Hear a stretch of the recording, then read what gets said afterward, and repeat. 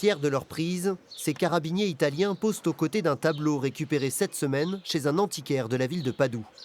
Une œuvre attribuée au peintre français du XVIIe siècle Nicolas Poussin.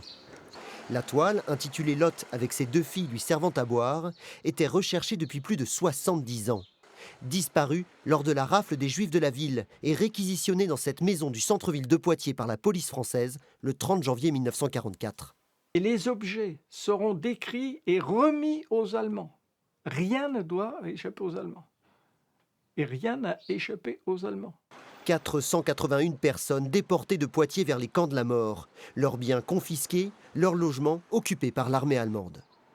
C'est un pillage qui a été organisé par les Allemands et les Français ont été les complices puisqu'on obéissait à la lettre. Dès 1938, le propriétaire du tableau, strasbourgeois, pense à tort le mettre en sécurité dans le Poitou chez un cousin.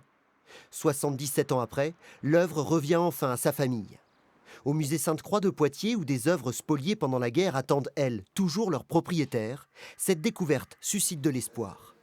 On peut s'en réjouir, tant pour le travail de justice, mais le travail de mémoire aussi que ça génère, qu'on puisse retrouver encore aujourd'hui, soit à l'initiative de ces chercheurs de provenance, soit à l'initiative de descendants, d'ayants droit, qui mènent dans l'ombre aussi ce travail de recherche.